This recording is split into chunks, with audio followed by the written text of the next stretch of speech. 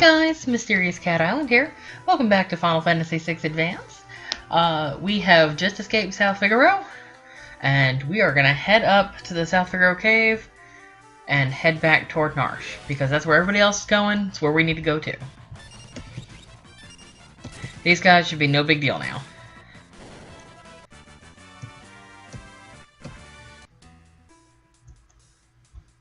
Okay, into the cave. We are going to heal up a little bit. Not going to worry about her MP too much. Probably won't be using Blizzard or her Ice spell too much in here.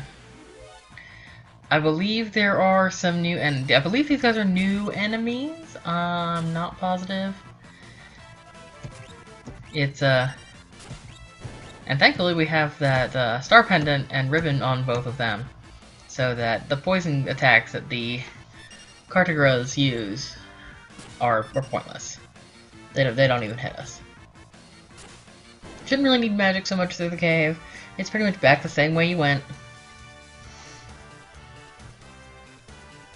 I am gonna check on something real quick.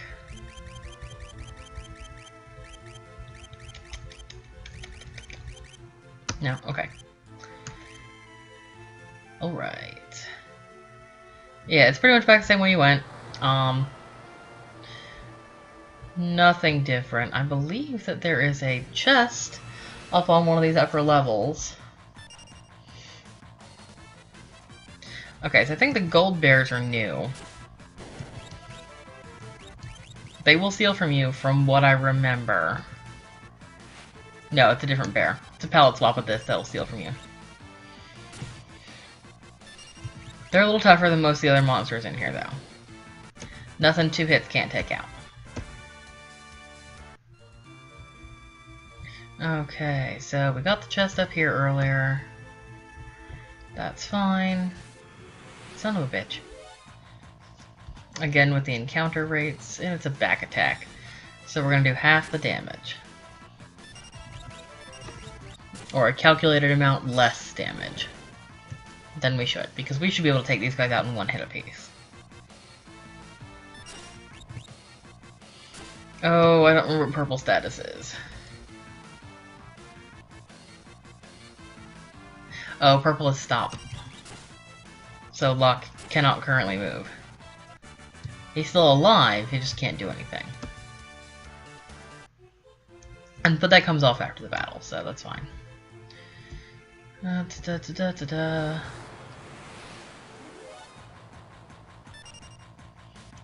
Then there's these assholes.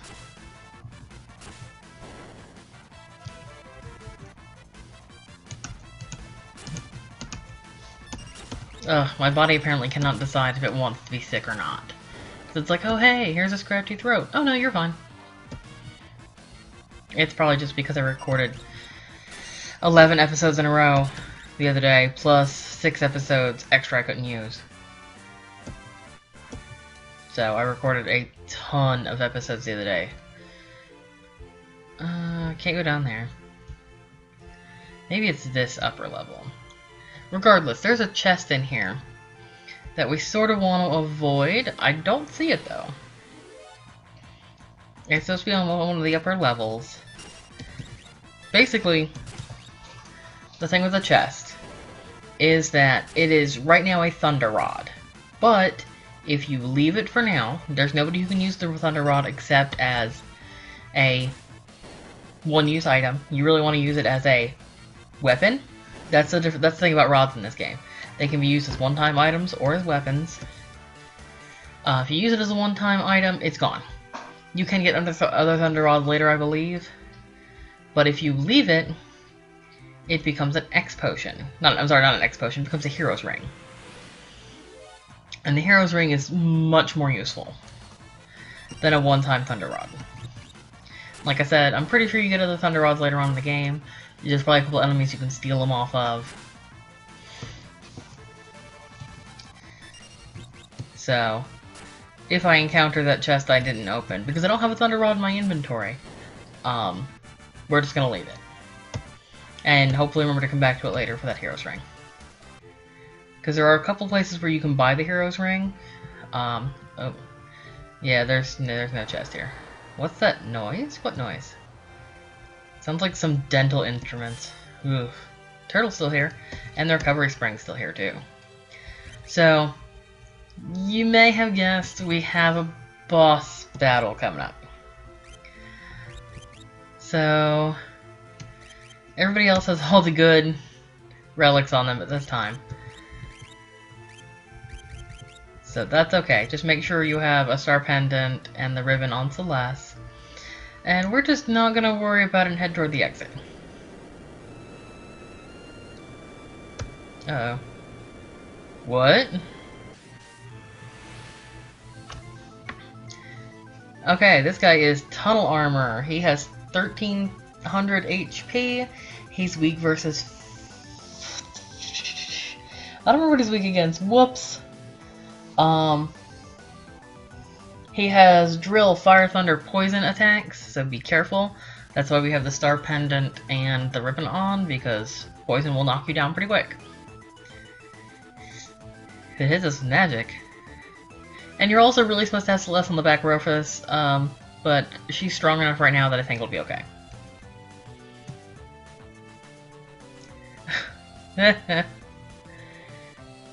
No one's gonna bother. So basically, it's a magic tank.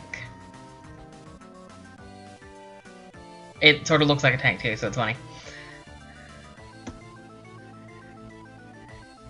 But this is where Celeste's rune ability comes in.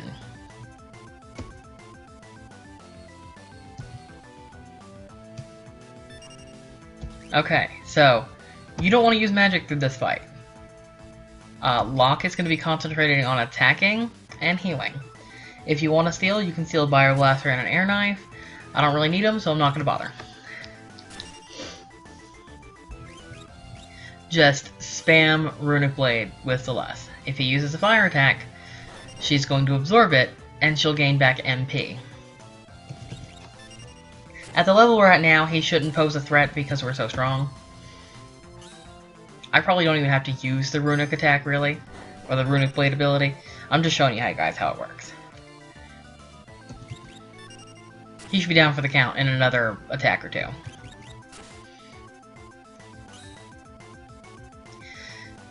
That's one of the reasons I'm so leveled.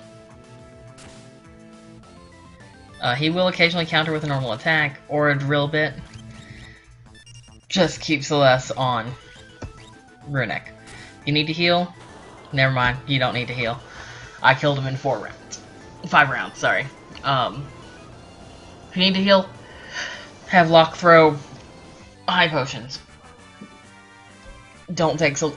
Good girl. You'll get an elixir for the battle, which is really handy because those are great. I tend to save all of mine for in-game. And we're finally in the clear. Awesome!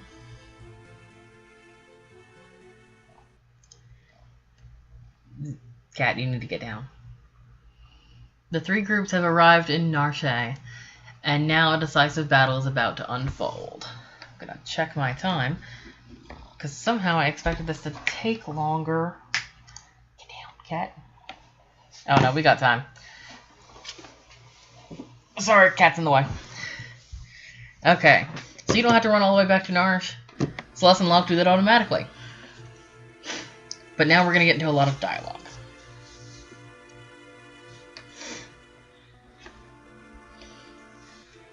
A little bit, yeah.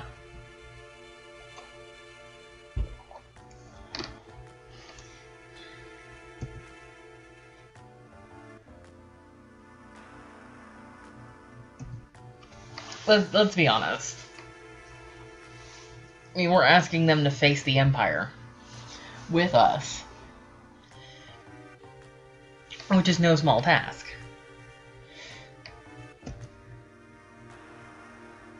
But now the Empire's down 1 general, so that's something.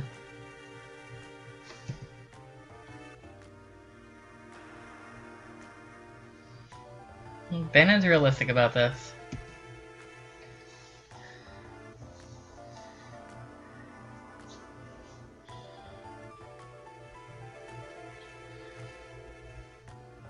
What's he doing with Espers?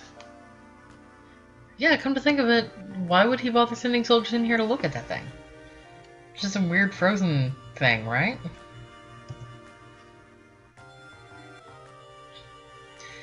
Weapons of Magitech destruction. Nice. He's talking, of course, about the War of the Magi, which is not really a fairy tale right now, but it's been like 1,000 years, 10,000 years, something like that. This is a long, long, long time ago.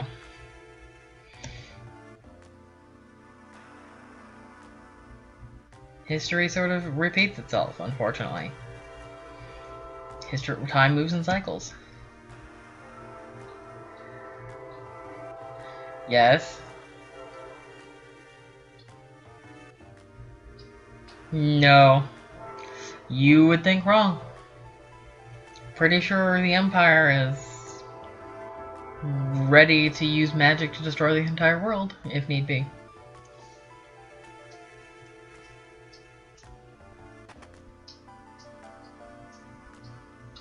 And here comes Seven, Cyan, and Gaw.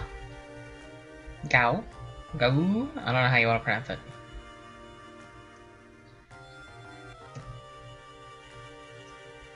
Everybody's getting back together.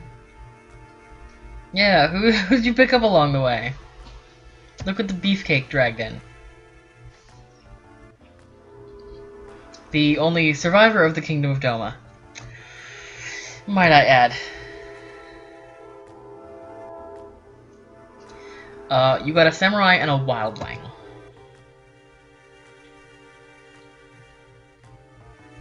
Yeah, the last child was Cyan's.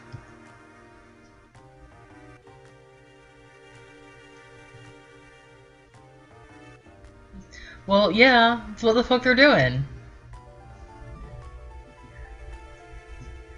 You think they won't do it here too? Just because you don't have a flowing river doesn't mean he can't find some way to kill everybody.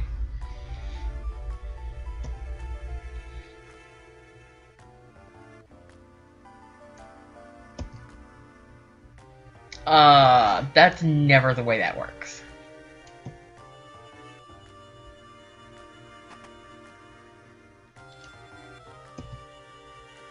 And here comes Locke and Celeste, who are my two favorite characters.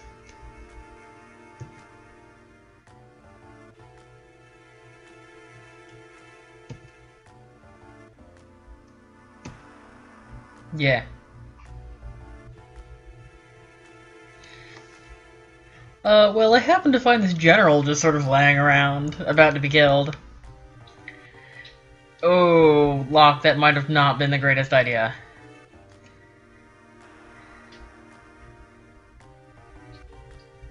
Uh-oh. Throw Ga out of the way. Infamous. Oh dear. Let's hear about this. Really?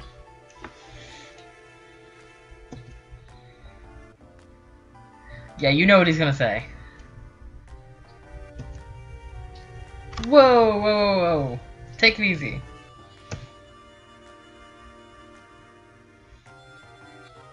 That doesn't really negate the fact that she single-handedly destroyed a town.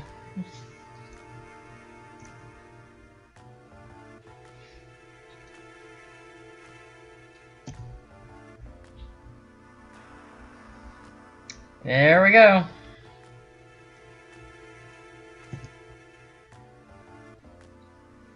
No, obviously this is still a problem for him. We'll find more out about this later.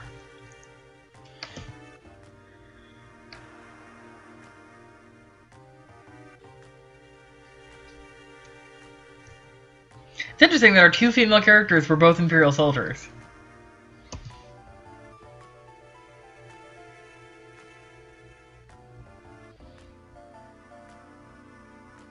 Bam, bam, bam. That's important to know. Important information for your everyday life.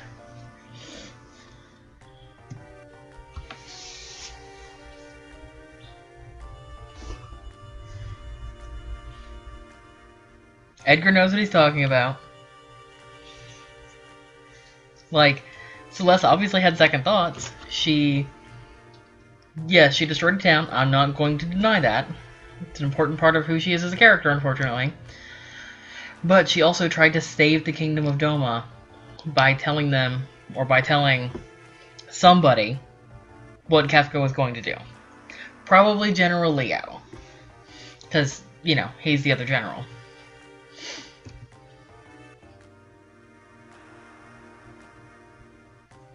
Uh-oh. Well, that was fast.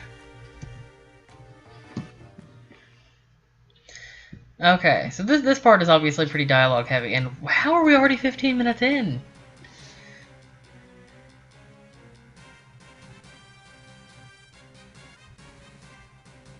Marching across the desert. Do you think Kefka gives a shit about civilians? Because he does not.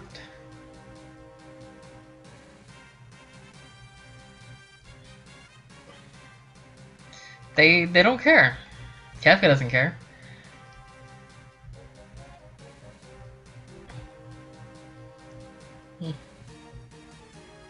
Yeah, Kefka's crazy.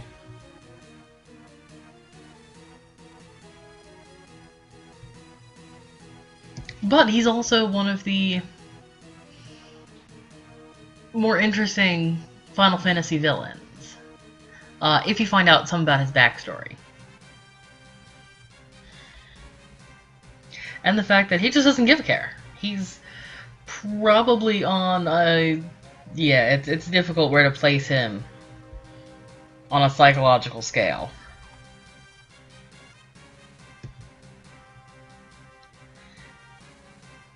They're here for the Esper. Great. How did you move it? We had weird wong moments with it. Maybe it's just because Terra was there. Okay, so yeah, like Edgar says, we're gonna go fight at the Snow Cliffs area.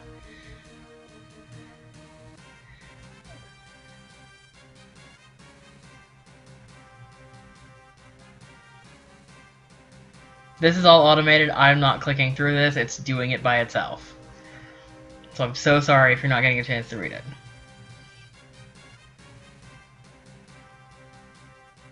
Oh, now it's gonna let me click through. Great. So Celeste obviously remembers Terra.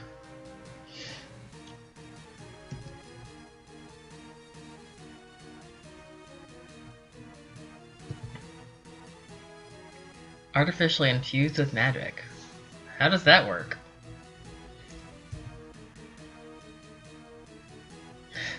That's a bit of a harsh question.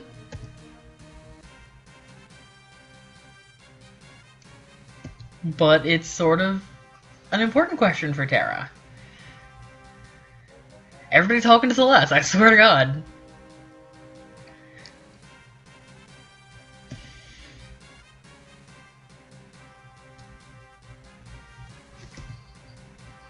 There is an interesting note about Celeste mentioned in some source material. I don't remember what source material. That I'll bring up again later. But we're going to go ahead and end the episode there for right now, because we have a big battle coming up, and I'm going to go ahead and get all the party members ready off screen, because it's going to take some time. Once we come back, I will show you what I did to get everybody ready, and we'll go from there and face this big fight. Alright, thanks for watching. Bye.